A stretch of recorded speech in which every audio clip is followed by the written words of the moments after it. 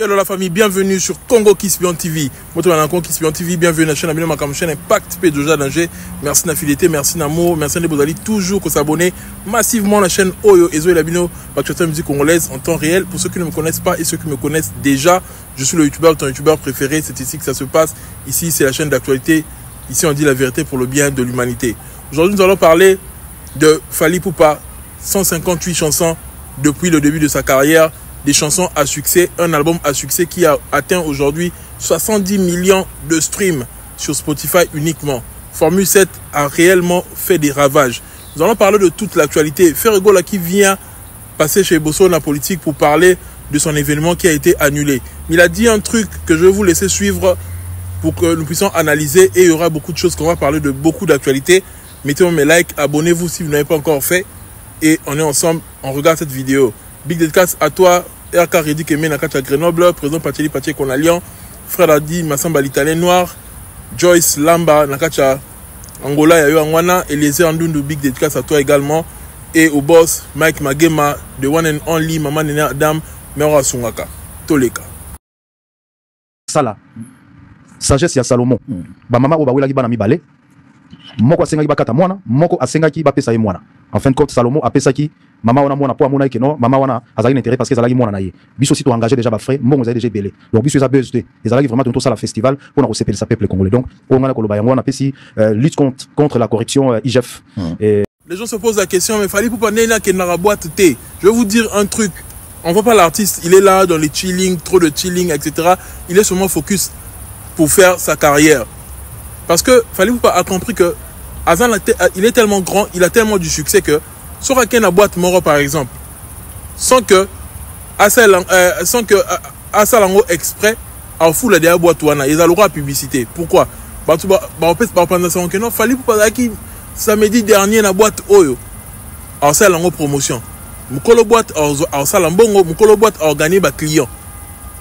Vous voyez un peu? Donc Fally Ipupa lelo a comment que pas à la aya quand même attaque guest il y a boîte na yo au moins que faut payer caché na ye minimum 30 000 parce que ayebi que la promotion mubimba à part net au monde par exemple African Fusion ça il y a une promotion il y a restaurant wana c'est sûrement parce que là il est comme Mokobe je crois là Mokobe m'a créé en haut et on a vu même Mokobe qui l'a partagé sur sa page mais Fally Ipupa même les restaurants il doit vérifier quel restaurant où aller parce que en gros, c'est la promotion facilement à Bongo. Donc, écosystème a Fally, tout ce qui entoure Fally, c'est un business. Alors, ça m'a demandé, moi, l'artiste, sauté. Tout ça, ça fait partie de la discipline. Et discipline, et celle que à gérer les réseaux sociaux, n'a bien. Et tout le monde a résultat. Fallait qu'il ne fait plus la promotion des artistes congolais, mais Bimi, à comme petit Congolais, chaîne de télé, ni en sopo, et soit en pleurs. Mais il fallait pouvoir dire qu'il poste sur Instagram, la chanson a déjà de l'ampleur. Pourquoi? Parce que, à créer qui discipline, Moro Boye, qu'on a actif sur les réseaux sociaux parce que qu'on a actif sur les réseaux sociaux et la discipline mobimba artiste oyebi bango on a succès bazala entourage est belé tous les artistes que l'on a mutouté artistes ont ça le succès entourage comme est belé au comme la temps mukie pour na yo moko mais essayer à ce que discipline pour aux la capacité que Fally Ipupa la chanson 207 déjà 1 700 000 vues uniquement sur YouTube la chanson est en train de bien se comporter bien évoluer et on a vu comment l'artiste lui-même commence actuellement les challenges de cette chanson. Atikanon batubayo kaba consommer bayo kangoka bongo promotion sur les réseaux parce que j'ai toujours dit Fally Ipupa c'est un artiste qui a créé son empire. L'empire empire du mal mais l'empire qui fait mal. L'empire wana ezali ba fanatique na ba warrior o bazali très actif et a créé mukine na réseaux sociaux. Un artiste qui te fait un post sur Instagram en moins de 30 minutes il y a déjà plus de 30 000 personnes qui ont regardé. C'est comme si on a l'impression que les gens dorment sur les réseaux sociaux de Fally Ipupa. Tout cela fait partie de la discipline que l'artiste lui-même s'est donné à avoir cette carrière qu'il a aujourd'hui. Il s'est discipliné. Je me suis pas mis tout dans la question. Oh, gérer les réseaux sociaux, oh, gérer Maramunayo, oh, l'année contrat, oh, l'année tout, événement, tout ça là. Et c'est un focus, qu'on a concentré. L'artiste, il est tellement concentré, il est tellement dans son truc, dans son élément que Azo se perd de thé. On voit qu'il est revenu à Kinshasa, il est concentré, à ça la boulot naïe. Batouba qui n'a pas débat, Fally Ipupa à l'aéroport. comme ko yambaya comment ça ndenge ba faire ba sala ba héritier ba salaka d'ici Prince Bakali.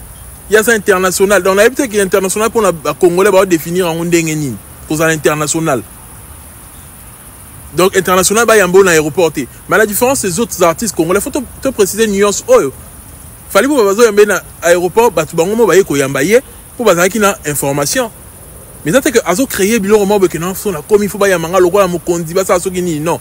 Parce que ce qu'il fallait à l'obika créer et ça la scandale na aéroport. Et ça la scandale. Mais il le fait pas parce que il fait partie de prouesse. Il y a artistes. C'était à l'époque où les gens pensaient que Basso Bayambe au aéroport et là que sa popularité n'a eu. Mais la popularité ça a sous bon côté. Popularité ça a que au signé Stade des Martyrs, ça faisait des années Moutomane ko osé en côté. Yo oye osé Stade des Martyrs, au connaît en oleki. Au PC ba tout goût, ba tout barbe tamasola Stade des Martyrs lelo parce qu'il y a eu une personne au Arelefa qui défie wana. Au Mikolo Batika ba tout ko bangango.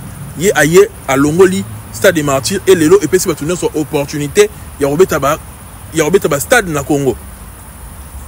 C'est ça. Il y a un stade où on a un mythique et qui le roi rêve, il y a un artiste. C'est ça qu'on appelle par popularité. Popularité, c'est la mode de vie.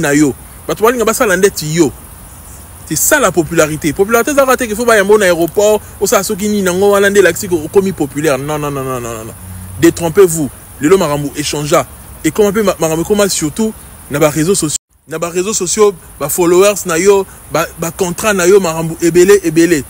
Et aujourd'hui, il fallait pour pas popularité naïe et si déjà tout le monde y en haut. Aujourd'hui, ça fait 158 chansons que fallait pour pas a dans sa carrière. Et puis 158 chansons, parce que ça lit 158 chansons, non, des chansons à succès. Et la génération naïe, nous atteindre la moitié, il y a des chansons à succès local naïe à Zate ou le quart. Bah tu as bien sûr la chanson ébélé, mais la chanson ébélé on a et connaître succès local la chanson est falité. Et en 18 ans, il fallait pour pendant que faire 158 chansons. Mais si il y a qui artiste chaque année, il allait avoir plus que ça.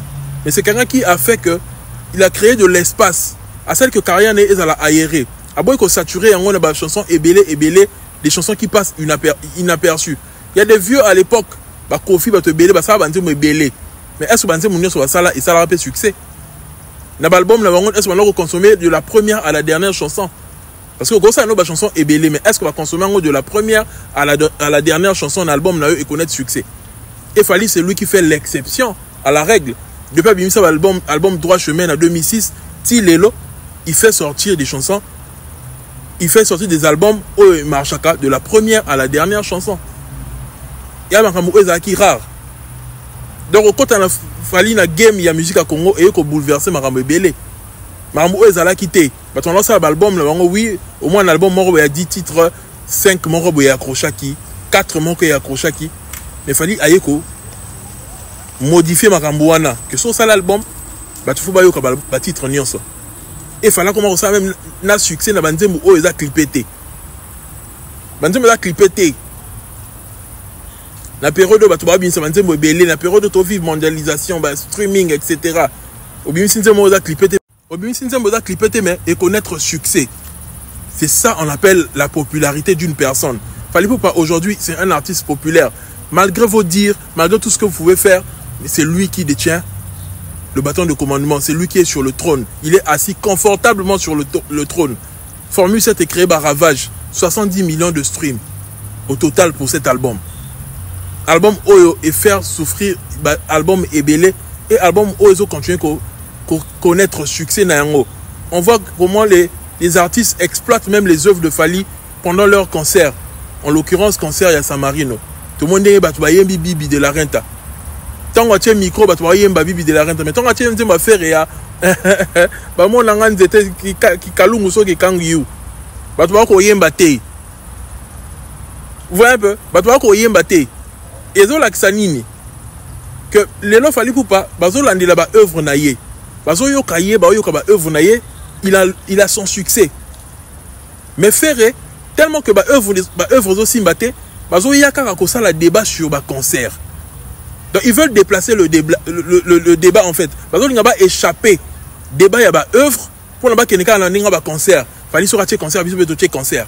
Sera sali boy biso beto sali boy. Mais besoin en soin au ça la promo il y a œuvre nabino. Comment vous êtes en train de négliger les œuvres pour faire seulement le débat des concerts? Parce que vous voyez qu'il y a une œuvre beaucoup cocaté. Moi je vais dire une vérité qui va choquer lors de la vérité arrivée. Mettez-moi mes likes s'il vous plaît. Les artistes urbains aujourd'hui, nos artistes urbains aujourd'hui, ils font des chansons à succès même plus que Ferrego là. Ces dernières années, nos artistes urbains, Inosbi, Gaz Mawete, Gali, Samarino, Pisson, etc. J'en passe, Didier Momboshi. Vous connaissez les artistes urbains du Congo. Bazo Sal, les artistes urbains, Bazo Sal Banze Mukole, Kakou tout faire des chansons à succès. Ces artistes-là, Bazo Sangande exposition et pas n'abisso ba youtubeur. Il y aura toujours soin. Il y aura ça la bango clin d'œil. Au moins la salle clin d'œil, il y a Embassy. Au moins la salle clin d'œil, il y a Inosbi. La salle clin d'œil, pas Gaz Mawete. Parce que on a souvent l'impression que dans la musique congolaise, il fallait qu'on a fait Moutubaza. C'est l'impression qu'on donne. Mais il y a un Fali qui est au top et il y a les artistes urbains. Bato Bazo Yokabango na babar, na boîte. Bato Bazo a succès na Congo sur le plan national. Il y a Fali et il y a des artistes urbains. Faire et même Batumsou Baza na C.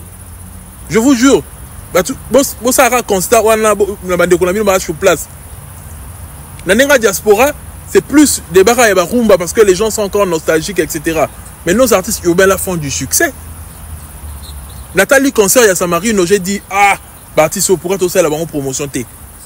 Samarino, de la première à la dernière chanson, Baptiste, Yembango na ye. A Bengisi, Gaz Fabulous na concert na ye. Gaz Fabulous a tient micro, Baptiste, Yemba titre na ye Asika, Lili. Plein terrain GD. Plein Samarino, coup de chapeau. Gali Garvey a leki a yemi banze mune baso yemba shibia ucho bimara mikolo mais baso yemba yango terrain chez des mubimengani et terrain chez dans la photo expliquer batu bien parce que le bago terrain chez dans longa terrain non Cindy na kofi basala impiaka kuna Fabrice la sala kimpiaka yama sekité mais Samarino a tondi sango Inosbi a tondi sakango Gaz Mawete a tondi sakango Gali a tondi sakango. Ça nous montre la force de cette musique urbaine. Donc il y a Fali et il y a les musiciens urbains. Oh, il faut tout respecter. Mais faire Sikoyo, Nakacha Makamwana a zaté. En termes des œuvres actuellement à zaté. Lui, il bénéficie en fait de la polémique qu'il est en train de créer avec Fali. Na émission de Lobani que ngai dans sala makamuna ngai na chika albetene chike abetango kara polémique na fallait ya sala rane ngote ya usala ne makamuna ye osa carrière na ye etc. Mais c'est lui qui prend le soin de rozalra là ba concert na ba date ya Fali calendrier za moulayi au gocha fait concert en octobre au bonika gocha le 7 décembre pour yebi que Falaza le 7 décembre au lingo bimsara clip moro annonçant ngote ou annonçant à la veille pour yebi que Falaza bimsa lobby. Donc, en fonction de Fali, il y a même des fanatiques de Ferré, ils sont mécontents de Ferré. Niveau mais réagir, ça devient une honte. Mais il y a sur les plateaux de télé, à ce moment-là, oh, parce que c'est la seule façon pour toi d'avoir du sucre. Fali a la sucre, dans la miel. Donc, il y a des gens qui ont sa miel, sa sucre dans la musique à Congo. Il faut qu'il y ait un maillot, il y a fourmi. Il y a fourmi, il y a Fali. Mais ce qui est comme on dit, et puis regardez encore ce que Ferré dit, qui m'étonne même, qui est en train de m'étonner actuellement. Ferré dit que, concernant les festivals là, ils ont qui buzz, il y a des solo, il y a des buzz. Dans la ligne, il y a un concert à Fali, il y a le 10, le 11. Il fallait créer un buzz, il y a double stade des martyrs. Mais il y a des concerts, il y a solo des festivals, à créer festival pour les Congolais, etc. Ce qui n'est pas mal parce que le festival, il a idée au Pessara Fali Koutou. Il a idée avant qu'il fallait faire ça à festival, mais il y a la panafricain. Tout le bango. Parce que si on va y avoir un attentif, on se rappelle tout le bango déjà. Qu'il fallait pas créer festival panafricain. À ça, le système, il y a la nuit du Congo. Beethoven Yombo Pela a créé que est dans chaque pays. Le barango que fallait faire ça la suite et lokoana que festival et kinde que babeti telo 5 artistes même artistes à Congo à 5 artistes à Bamboka wana et ça là que Fali Fest etc. Bisum to lo bango Fali Fest. Il y a comme que festival là. sur le banc Fali Fest bah tu vas y bit là parce que peut-être que le bac a monté la chaîne mort besoin la plus de visibilité pour nga le bac na obati ka empire na ngai na ça la 5000 6000 vues 8000 vues na bâtir empire na nga non yeba na pas na nga moko na bâtir empire na nga lobby ton encore plus célèbre que ndena siko na za la fier nango plus que so na tambo tamolora moi sandumba yango peut-être ba musu ba capter eloko wana te faire ayoki yango ah ba yibi idée biso mtoloba Fali Fest awa na chaîne au Congo Kiss et le loyer a profité nango s'accaparer nango tant mieux mais venez dire que Fali Poupa le 10 dans le 11 et dans qui buzz il y a concert na yé dans qui lokwa solo c'est faux et archi faux. On a vu comment les concerts de Fali les panneaux panneaux les gens pensent que Fali Poupa dans la ton et ça la buzz Fali Poupa il est dans la réalisation à vivre réalité ya carrière na yé à zo réaliser budget za qui na kacha concert wana 360 bacha kimbo on a victime ba sali organisation Aroko ça va fanatique les choses ne se sont pas bien passées il y a un de ça qui concerne on est à la tête Mike Kalamba il a bomi si batou et bomi le concert il a fallu etc. n'a pas fausse campagne ça m'a guidé tout autour il y a concert à Fali mais Fali pour pas lui faire le double stade des martyrs c'est rien pour lui motivation pour la tunique tu vas sur place est-ce que en gouvernement tout autour il y a événement il a fallu il y a le 10 le 11 tu vas dire que Fali n'a pas stade douana en gouvernement il y a Makasi tout autour de l'événement il fallait donc tu vas dire mais là Fali même ça de marché à Liboso il y avait eu des doutes hein vous voyez combien d'émissions Salama combien de fois les cas pour te défendre que non Fali pour pas retourner ce stade douana combien de fois les cas pour te stopper ça warrior confiance pas Fali c'est parce que les gens se disent que Fali pour pas Azan et Ndechika artiste à Mouké on a habité je Fali Ndénin Fali c'est quelqu'un qui est le numéro 1 pour de vrai Azan international pour de vrai alors Salama s'est quitté il fait des chansons à succès c'est lui qui est au top actuellement donc il faudrait pas qu'il y ait doute que non Ngara ça la buzz donc faire un gars qui que Fali Ngara ça la buzz il n'aime pas ça maramba solo et pourtant il me doit dire la moutou ce que va dire que le concert on ça la Beta Festival en Beta Festival en total va te combien va te combien oyebi na yo tellement que son les salibino to téléméli faire que non ko dembele qui trop j'ai vu Ndomolino poster non tu rebeta INGT tu rebeta non arena la défense na 2025 après to zonga na ba ING na ba salle mususu et pourtant ING a posté que Fali Ferré va jouer le 7 mais Ferré l'a supprimé parce que soi-disant que Bazol va changer date bacha date mususu et ça la date est tombée après la défense il y a Ferré donc même Paris la défense on a Ferré à 40 000 terres on est la vérité à la capacité à 40 000 places tous les années parce que nayebi batawengene bazala à 20 000 25 000 na Paris la défense a sali sold out na bango on est là que non beaucoup tia ba ticket na ba restaurant na ba exotique etc ba fro shop après boyel bato to sali sold out yebi na biso ndenge zalaka ça la reconnaître ni en côté aux en plaque T que au sala qui sold out tika capacité maximale ça le reconnaître ni en côté et reconnaître en côté to yebi na biso ndenge mango esukaka mais au moins la barrière la biso bayoti la biso makele les faire pas betagi parer la défense faire à sala qui sur nini ce que Fali a fait là 40 000 wana on doit ça la nyango azate pour la preuve est que Adidas a rien à faire à koka rotondi ça yango bien té to yebi que ça Adidas a rien à atondi ça yango bien té to yebi ba stratégie salama donc ce qui va faire égale relever défi le quoi Fali a beti 40 000 capacité maximale ba PC plaque franchement ngala nzonga après na betele maboko na nzonga parce que na yebi na ngai que ko beta ba sala wana ezala ngona maloba te ezate pour ça li polémique na ninga communauté congolaise kunesenga sko makambo achat makambo ba fanatique o ba na capacité au somba yo ba somba siko et comme pe que 40 000 était kami certification pas mana France au ko ozoate ça la 40 000 nde au koka Parce que ce lobby, si on est capable de mettre ça à 40 000 en France et que au cours de la certification, tant mon côté en France, il y a un problème, il y a un souci. Soit bah eux font et plaire à tout, soit ils ont le comment ça la mawana. Soit bah tout là bah la mawana détracteur il a fallu, bah la pour ça bah y a des reprouver fallu. Parce que ceux qui ont en capacité, fallu tant de mon avis que a eu disque d'or en France, a eu single d'or, single de platine, blablabla sur le bilan que belé. On comprend que Joe c'est quand même la capacité, il y a remettre ça la monnaie en France. A bêté sur Bercy. Après tu comprends que oui, Joe a rolé. Tu comprends que Joe a rolé quand il y a eu arena, c'est qu'à en mesure ça lango. Tu comprends par rapport à Yanini, il y a popularité, il y a en termes de certification, etc. On a compris que ce monsieur est capable, même producteur, c'est par rapport à ces faits-là. Mais ce qu'on ferait, producteur miser à Tchaïna URN en fonction de quoi? Consommation des années en France. Abim Sabakli pesera même pas en tendance que est comme à deuxième. Et comme à entre les 10 premiers en France. Non, c'est comme en tendance entre les 10 premiers en France. Faire un côté en tendance, c'était comme les 10 premiers en France. Ça, non, le cas bon côté. À moins que le journal, on va battre Abimisa Banzé Mouté, quand il y a un monde d'Abimisa. Mais c'est vrai que battre Abimisa Banzé Mouté, pas Abimisa, tout le monde a fallu comme deuxième, premier en France.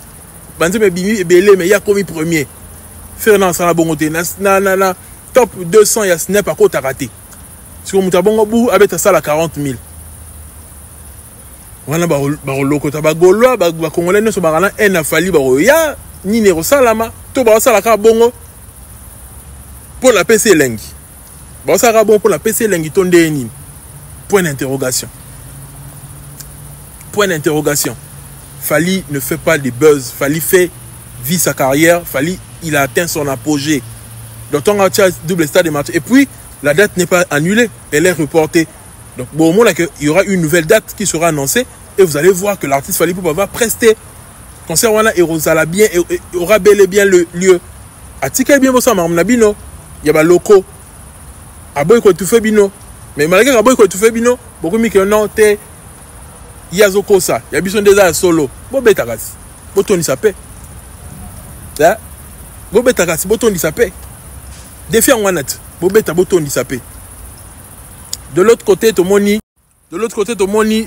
lisusu era. Abi na 207 na mutema. Donc abi na ngopé na mutema ne nyonso. Il y a un bon fanatique à Fali. On est un fanatique à Fali, dans Prince Bakali. Ça la rassemblant des.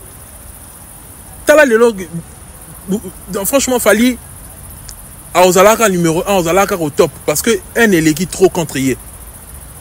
Tu vois, fanatique, mais ça, après ça, image mort pour la torpiller, pour la détruire. Mais tu vois, la musique, na ye. Mais pour un niveau, le détruire. Parce que si vous détruire, vous avez musique comme la mouté.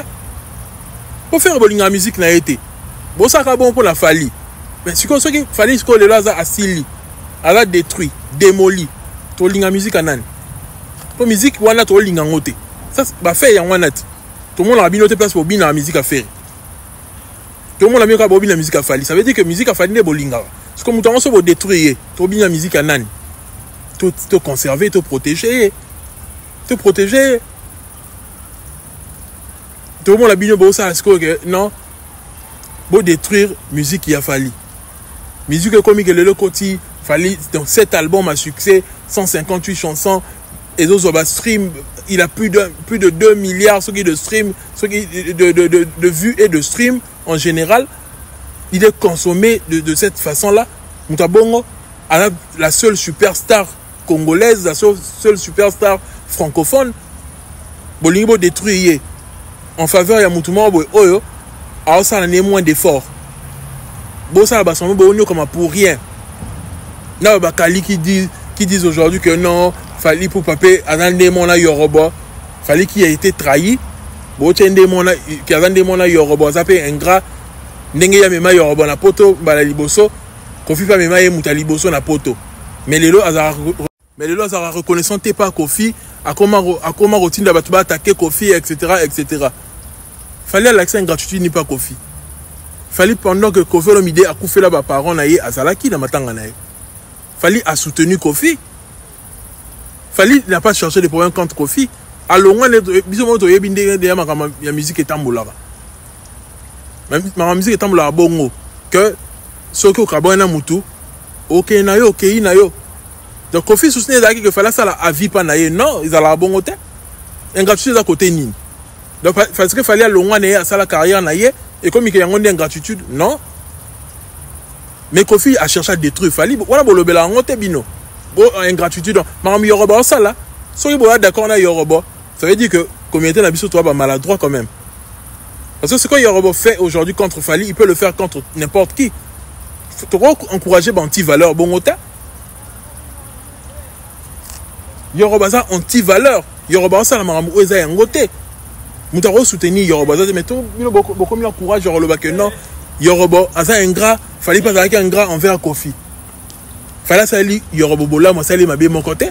Mais Kofi a cherché à détruire Fally dès que Fally a carrière solo. Dans la telle vidéo awat nous avons quartier latin académie après zalaka aboye yazo nga profiter na biso bata quartier latin aussi nga Kofi fil nyoso ba telema donc asenga bango ba lâcher Fally ba Kofi fil boyebi ce que ça fait. Fally il est fort et à cette époque il y a des réseaux sociaux bien sûr que d'ailleurs que nenge Kofi dès le comment que réseaux sociaux comme la fan base non des fallait ça là identifier wa warrior ceux qui bien à l'époque bon on a évité fallait nga ça ni pour ça la succès et nga ça passe tarande fallait de raison ba misement boya linga alonge pas Fally ndeka to imaginer des fallait de raison ba warrior to imaginer to supposer misement alonge pas par exemple Nathan allez ya lobby que Nathan ça linga mabe bo soutenir yete et s'il pour la carrière à Nathan. Parce que les réseaux sociaux, les gens comme il est relié, c'est comme il est relié. Mais à cette époque-là, quand même, moi, les réseaux sociaux, ça a quitté, parce que je me souviens dans une émission, et puis, musique a fallu quitter mon impact que, malgré ce que Kofi avait dit, et quoi, on a effet pendant trop. Mais ce qui est les lots, et que ça très difficile pour qu'on fallait à la Fally, et que ça très difficile, les gens comme ils s'entraînent dans les réseaux sociaux, et que ça très difficile. Pour les créer des commentaires à ma baie chaque fois que le poster loco les créer des vidéos belé à ma baie heureusement qu'elle a élu et les lo superstar mais façon qu'on fait que non Fally n'allait pas exister fallait aller être détruit dès le départ mais quand même à ça l'effort à Bimana tout à ça la succès il faut qu'on le félicite Kofi Olomide a cherché à détruire Fally. Et si aujourd'hui les gens s'attaquent à Kofi Olomide, c'est parce que Kofi Olomide s'est attaqué contre Fally. Kofi Olomide me doit y aller sur Maramouke, non, Afrima, il a trophée à Lukuta, il a Kofi. Kofi y a la biso que non, Fally foutre à journaliste, c'est Kofi. Bon, il faut que Fally ça nini contre Kofi. Bien, tu vois, il y a ingratitude sur nini en bolo baana. Ça n'est nini. Parce que les propos des gens qui soutiennent Fally, ça n'engage que eux. Mais Kofi maintenant tu n'en as pas ça la panaye ba qui sinjo ba ko attaquer Fally ba landry japonais Kofi et moi on a les mission on a pour ça ba Coco pour les ka Kofi faut bimsa mutu yo bimsa mutu na onte deni o le ka Kofi mission moko ta Congo le bakaleki Kofi l'équipe ba mission no sa Congo Kofi mudalo bango ye moko na mlongo na donc Kofi muta sala Fally mabe donc boti o tiango ke non Fally net ye muta mabe net soki ndeni ni Fally Aza bijou nabiso, Aza diamant nabiso et ce que j'aime chez Fally, il sait reconnaître les efforts des autres. Martin Bakole qui a gagné un beau combat. Félicitations à Martin Bakole. On a vu comment Fally l'a soutenu. Fally a posté, a tiré ma vidéo en outil na page Facebook naie. Donc on se dit qu'Aza fier naie, Alingaf après la promotion indéconnaille que ba Congolais au ba yebiete ba yeba que c'est lui le boxeur, c'est lui le vrai champion. Et à tel roi Zach Mokasa a comme un YouTuber le roi Bisso. Hier, un vrai champion sportif. Non, non, bang, il a combat en un. Non, non, ah, j'arrête, on bêta, ceux qui j'arrête Anderson, non, bêta, Bakole. Pour tellement quelques combats, et puis, na mon nini, ah, ben, il y a que la net sur naïe, son déni, en lobby, nabina. Ah, c'est que Dieu a compris, d'accord, bêta, Bakole, ton déni. Si Bakole a bêti, a joué, a raflé, ceinture, wana, c'est une fierté pour le Congo. Félicitations, Martin Bakole, c'est un champion. Et Fally aussi à montrer l'esprit de grandeur, à y poster, etc. C'est une fierté pour le Congo. On félicite Fally pour ça. Donc au Congo, il faudrait qu'on soit fier de Fally. Batouya haine, bata keto, ba sangana entre bango. boso la politique à défendre kaka faire abomisi batute batu abomisa batuto yebi le bango va soutenir ka batu oyo baza ba faible ba fort ko soutenir bango te biso photo zala to soutenir ba fort o ba ça la paix fierté la musique ya Congo. Les Warriors, les concerts se pointent à l'horizon. Il y a 5 concerts. Ne rate pas ces 5 concerts-là. 3 concerts en France. Zénith, il y a Nantes. Zénith, il y a Lille. Dôme, à Marseille. Mitsubishi Electric, allez, à Düsseldorf, en Allemagne. Et puis, Uber Eats, allez, à Berlin. Prenez vos places, je répète encore, prenez vos places. Les concerts-là seront des grands concerts. Fally va encore montrer, prouver sa suprématie. Soyez là, soyez du bon côté de l'histoire, s'il vous plaît. Écrivons l'histoire ensemble avec l'artiste Fally Ipupa. Achetez vos tickets. Allez-y sur Google, vous tapez Fally Ipupa, Ticketmaster, vous allez voir les tickets.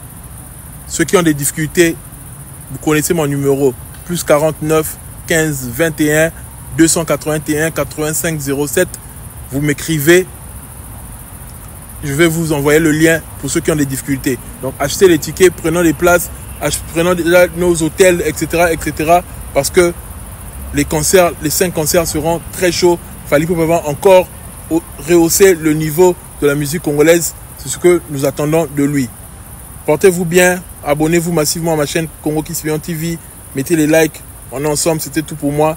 Ton youtubeur préféré. Paix sur vous.